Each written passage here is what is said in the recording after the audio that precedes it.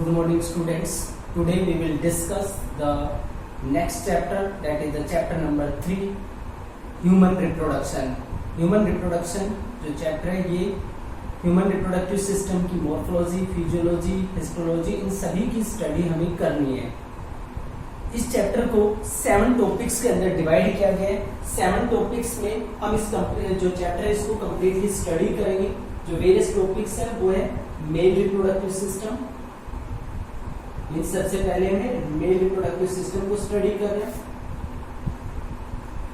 Male reproductive system. Second one is female reproductive system.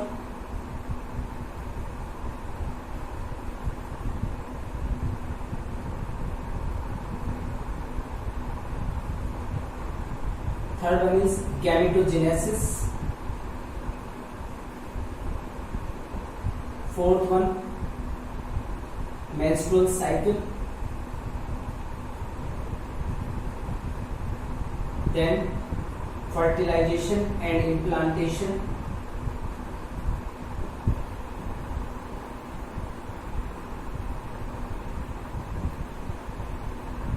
after implantation that is pregnancy and embryonic development,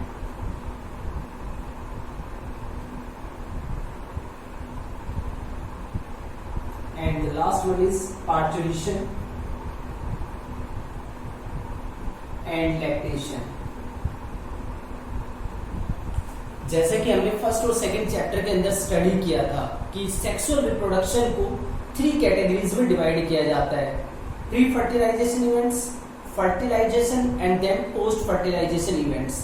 तो इन 3 events के अंदर यहाँ पे भी रिप्रोडक्शन यानी कि सेक्सुअल रिप्रोडक्शन को डिवाइड किया गया है।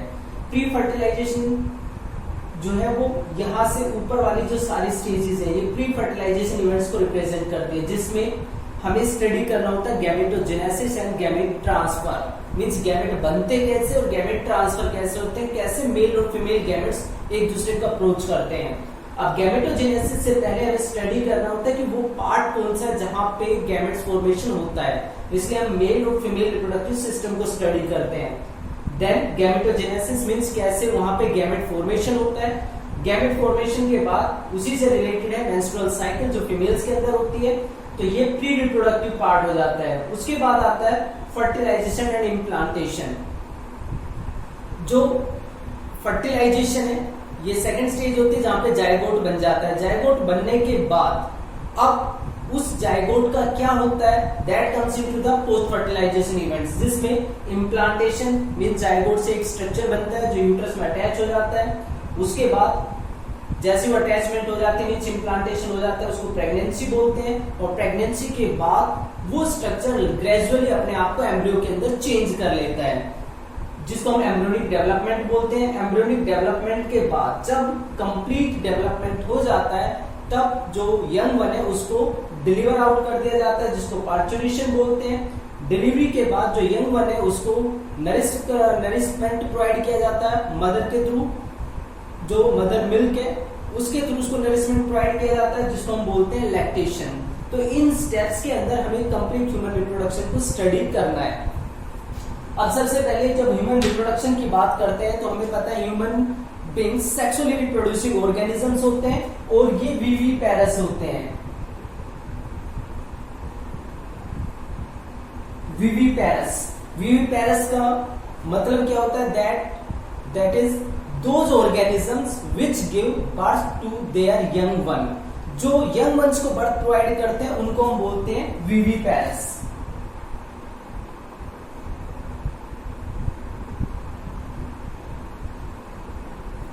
Give birth to young ones, जो यंग वंस को बर्थ प्रोवाइड करते हैं उनको हम विविपेरस बोलते हैं। या ये भी बोल सकते हैं those organisms in which development of zygote take place inside the female body, जिसमें जायगोट का जो डेवलपमेंट है यंग वन के अंदर वो फीमेल बॉडी के अंदर होता है, उनको हम विविपेरस बोलते हैं। या जो यंग वंस को बर्थ प्रोवाइड करते हैं उनको हम विविपेरस ऑर्गेनिज्म बोलते हैं।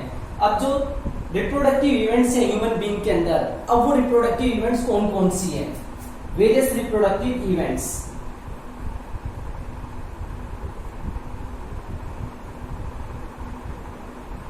First is gametogenesis. Gametogenesis, that is the formation of male and female gametes. Formation of male and female gametes. Male और फीमेल गैमेट्स के फॉर्मेशन को बोला जाता है गैमेटोजेनेसिस. मेल गैमेट्स को ह्यूमन के केस में स्पर्म बोलते हैं और फीमेल गैमेट को बोलते हैं ओवम. तो मेल और फीमेल गैमेट का बनना पहली प्रोसेस है जिसको हम गैमेटोजेनेसिस बोलते हैं. अब गैमेटोजेनेसिस के बाद सेकंड पार्ट होता है गैमेट ट्रांसफर. तो यहां पे जो गैमेट ट्रांसफर की प्रोसेस होती है उसको बोलते हैं इंसेमिनेशन. इंसेमिनेशन इंसेमिनेशन का मतलब होता है transfer of semen into the female genital tract. जो फीमेल जेनाइटल ट्रैक्ट है उसके अंदर सीमेन को डिपॉजिट कर देना उसको इंसेमिनेशन बोलते हैं. ट्रांसफर ऑफ सीमेन जिसके अंदर मेल गैमेट्स यानी कि स्पर्म्स होते हैं. Transfer of semen into the female genital tract.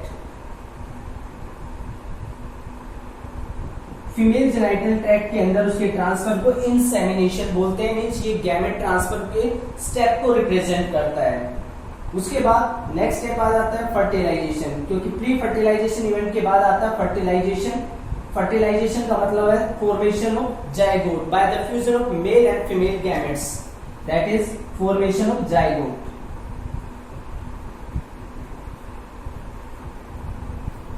Formation of zygote by the fusion of male and female gametes. Male और फीमेल गैमेट्स के फ्यूजन से जाइगोट के बनने को बोला जाता है फर्टिलाइजेशन. फर्टिलाइजेशन के बाद जो जाइगोट बनता है, जाइगोट के अंदर कुछ चेंजेस आते हैं, मींस कुछ डिवीजन होते हैं और एक स्ट्रक्चर तैयार होता है जिसको बोलते हैं blastocyst. That is conversion of zygote into conversion of zygote into blastocyst.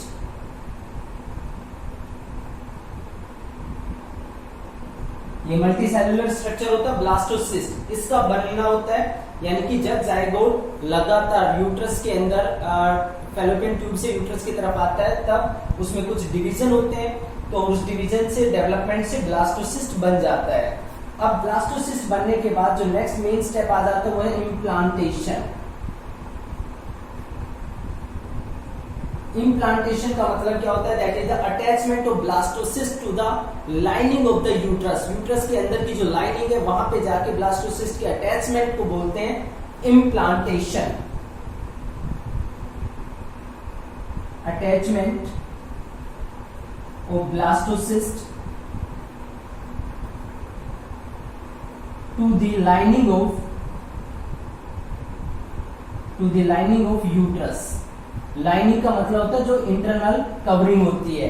Internal जो कवरिंग है यूट्रस की जो लाइनिंग है वहां पे जाके ब्लास्टोसिस्ट के अटैचमेंट को बोलते हैं इम्प्लांटेशन. अब जैसे इम्प्लांटेशन हो जाता है, इम्प्लांटेशन होने का मतलब है प्रेगनेंसी का अचीव हो जाना.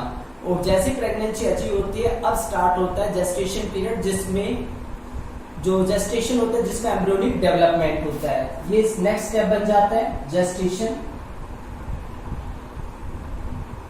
That is embryonic development. लगातार एम्ब्रियोनिक डेवलपमेंट होता है. मीन जो ब्लास्टोसिस्ट अटैच हो गया है वो अपने आप को एम्ब्रियो के अंदर चेंज कर लेता है. इस पूरे डेवलपमेंट को जेस्टेशन बोलते हैं और जो टाइम लगता है उसको जेस्टेशन पीरियड बोलते हैं. जैसे एम्ब्रियोनिक डेवलपमेंट यानी जेस्टेशन पीरियड कंप्लीट हो जाता है जो अबाउट 9 मंथ्स का होता है, उसके बाद जो यंग बने है, जो फुल्ली ग्रोन बेबी है, उसको डिलीवर आउट कर दिया जाता है. That is parturition. That is delivery of the baby. तो ये स्टेप्स हैं जो सेक्सुअल रिप्रोडक्शन के अंदर होते हैं. सबसे पहले gametogenesis, then insemination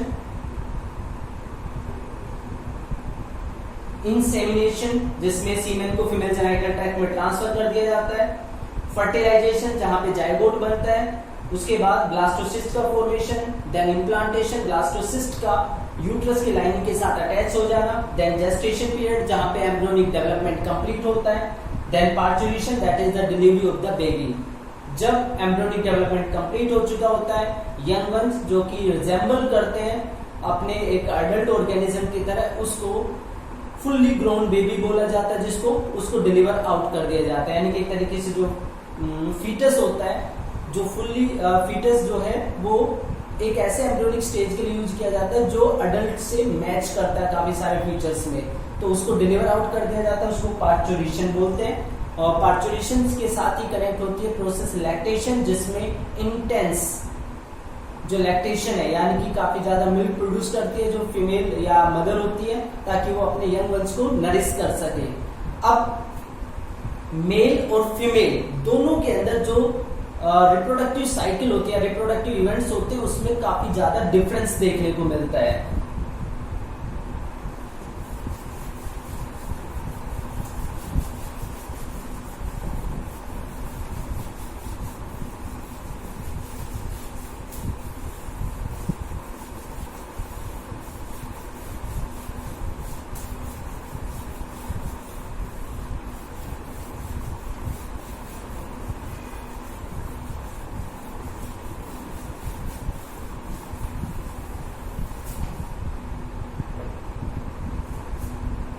Remarkable difference.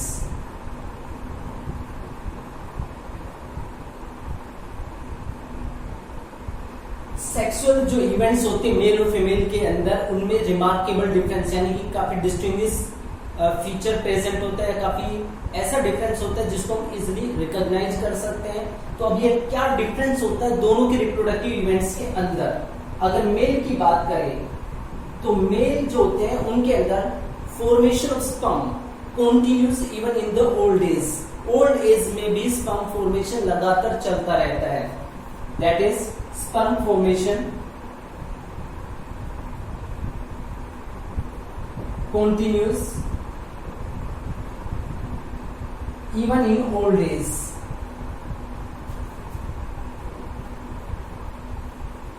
Old age के अंदर भी स्पर्म फॉर्मेशन लगातार चलता रहता है। जबकि अगर फीमेल की बात की जाए तो फीमेल के अंदर जो ओवम फॉर्मेशन है वो स्टॉप हो जाता है around the age of 50। Ovum formation ceases और stop around the age of 50, around the age of 50।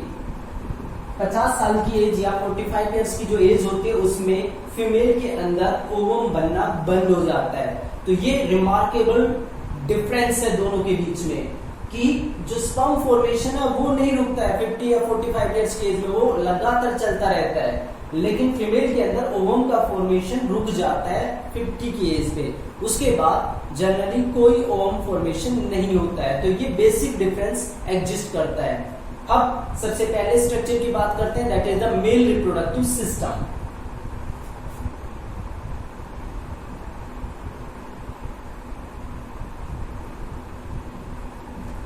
Male reproductive system, male reproductive system सबसे पहले बात करते हैं हम इसकी लोकेशन की। जो मेल रिप्रोडक्टिव सिस्टम है प्रेजेंट कहां पे होता है? That is present in the pelvic region. जो एब्डोमेन पार्ट होता है, एब्डोमेन का जो पेल्विक रीजन होता है वहां पे प्रेजेंट होते हैं। पेल्विक रीजन, पेल्विक रीजन में मेल रिप्रोडक्टिव सिस्टम प्रेजेंट होता है। अब जो मेल रिप्रोडक्टिव सिस्टम है उसके पार्ट्स कौन कौन से हैं? इट कंसिस्ट ऑफ, कौन कौन से पार्ट ये कंसिस्ट करता है male reproductive system? First, a pair of testes, a pair of testes, testes का एक पेयर प्रेजेंट होता है। Second, accessory ducts, accessory ducts के बाद नेक्स्ट पार्ट प्रेजेंट होता है मेल accessory glands या सिंपली ग्लैंड्स भी हम इनको बोल सकते हैं। एंड फोर्थ पार्ट होता है external genitalia.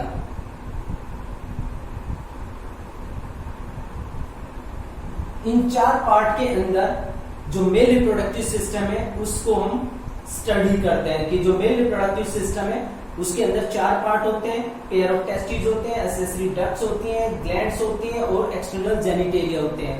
These 4 parts constitute the male reproductive system।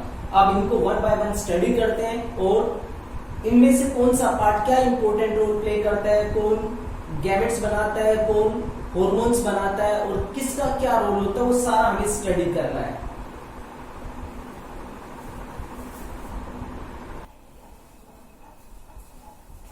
Now listen, the next or that is the first part of the human reproductive system is the testes। जो testis है इनका number कितना होता है, that is 1 pair. ये 2 होती है number के अंदर, ये 2 टेस्टिस हैं। नेक्स्ट मीन्स नंबर में 1 पेयर होता है। लोकेशन कहां पे प्रेजेंट होती है testis, these are present outside the abdominal cavity in the scrotum sac।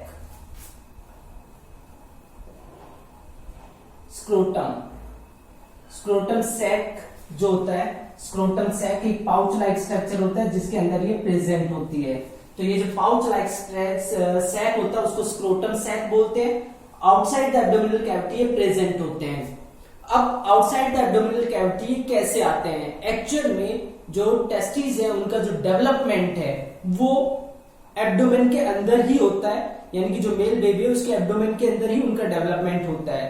But during the 7th month of pregnancy, 7 महीने की प्रेगनेंसी के टाइम पे जो टेस्टिस है वो एब्डोमेन पार्ट से नीचे डिसेंड कर जाती है और स्क्रोटम सैक के अंदर आ जाती है। तो ये 7th मंथ ऑफ प्रेगनेंसी या 7 मंथ के बाद की जो 7 मंथ जो हो जाते हैं तब ये नीचे उतर आती हैं, अदरवाइज इनका डेवलपमेंट एब्डोमेन के अंदर ही होता है।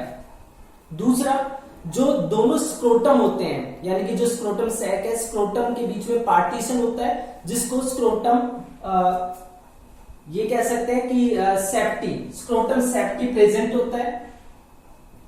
स्क्रोटम सेप्टी मीन्स अगर मान लेते हैं ये एक स्क्रोटम है, पाउच है, तो इनके बीच में पार्टीशन होता है। ये पार्टीशन स्क्रोटम सेप्टी होता है। सेप्टम का मतलब होता है पार्टीशन करने वाला स्ट्रक्चर। तो ये मस्कुलर स्ट्रक्चर होता है।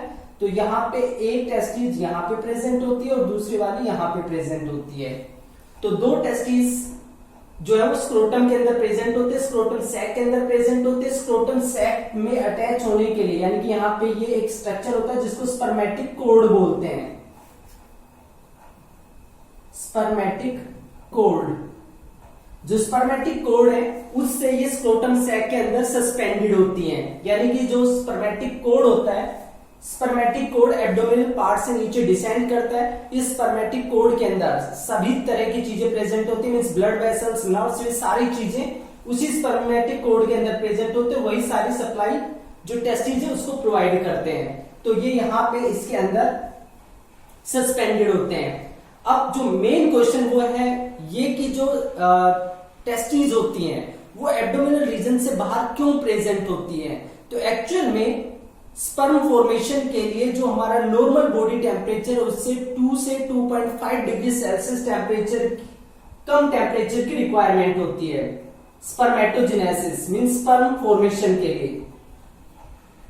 स्पर्मेटोजेनेसिस के लिए जो टेम्परेचर चाहिए होता है वो 34.5 टू 35 डिग्री सेल्सियस की रिक्वायरमेंट होती है, यानी कि 2 से 2.5 degree less than the normal body temperature और इंटरनल बॉडी टेम्परेचर। तो इंटरनल बॉडी टेम्परेचर से इतना टेम्परेचर कम होना चाहिए स्पर्मेटोजेनेसिस के लिए। इसलिए टेस्टिस को एब्डोमिनल रीजन से नीचे स्क्रोटम सैक के अंदर डिसेंड कर दिया जाता है। अब अगर ये एक पर्टिकुलर पर्सन मेल की बॉडी है, ये एब्डोमिनल रीजन है, तो एब्डोमिनल रीजन में जो ये टेस्टिस हैं स्क्रोटम सैक के अंदर जो आती हैं, स्क्रोटम सैक में जो इनका रास्ता है डिसेंड करने का, ये जो रास्ता होता है इसको बोलते हैं इंगुइनल कैनाल। यानी कि इंगुइनल कैनाल के थ्रू, इंगुइनल कैनाल के थ्रू जो टेस्टिस है उसमें से नीचे स्क्रोटम सैक के अंदर डिसेंड कर जाती है। तो ये इंग्विनल कैनाल होती है जो एब्डोमिनल रीजन को और स्क्रोटम सैक को कनेक्ट करने वाला पार्ट होती है। लेकिन जब ये टेस्टिज यहाँ पे डिसेंड कर जाते हैं तो यहाँ पे एक पतली सी लेयर बन जाती है टिश्यू की, और अगर किसी रीजन से मींस हाई प्रेशर या हाई फोर्स वाला वर्क करते हैं उस केस में अगर ये मेम्ब्रेन रप्चर हो जाए, जैसे अगर ये वाला जो पार्ट है, ये वाला जो हिस्सा है इसको हम देखें, ये इंग्विनल कैनाल का पार्ट है और ये नीचे स्क्रोटम सैक का पार्ट है जहां पे टेस्टिज डिसेंड हुई थी। ये वाली जो मेम्ब्रेन है वो काफी वीक होती है, हाई प्रेशर वर्क करने से ये मेम्ब्रेन यहां से रप्चर हो सकती है, और जब ये रप्चर होती है तो लोअर एब्डोमिनल रीजन के अंदर हमारी जो इंटेस्टाइन है, इंटेस्टाइन के जो लार्ज इंटेस्टाइन है उसका जो लूप पार्ट होता है, बड़े वाला हिस्सा होता है, नीचे बल्ज कर जाता है, नीचे आ जाता है क्योंकि उसको रोकने वाला हिस्सा खत्म हो गया है। तो लार्ज इंटेस्टाइन का बल्ज हो जाने की वजह से एक डिजीज हो जाता है जिसको बोलते हैं inguinal hernia. Inguinal hernia large intestine का स्क्रोटम सैक के अंदर बल्ज हो जाना होता है। तो जो टेस्टिस है वो स्क्रोटम सैक के अंदर प्रेजेंट होती है, वन पेयर होती है, स्पर्मेटिक कोड से सस्पेंड होती है स्क्रोटम सैक के अंदर। स्क्रोटम सैक को दो पार्ट के अंदर डिवाइड किया गया जिसके लिए स्क्रोटम सेप्टी एक मस्कुलर वॉल होती है जो उसको सेपरेट करती है। स्पर्मेटोजेनेसिस के लिए 2 से 2.5 डिग्री लेस टेम्परेचर की रिक्वायरमेंट होती है, इसलिए टेस्टिस को एब्डोमिनल रीजन से नीचे स्क्रोटम सैक के अंदर प्लेस किया गया है। अब जो टेस्टिस है उसकी शेप और साइज कितना होता है,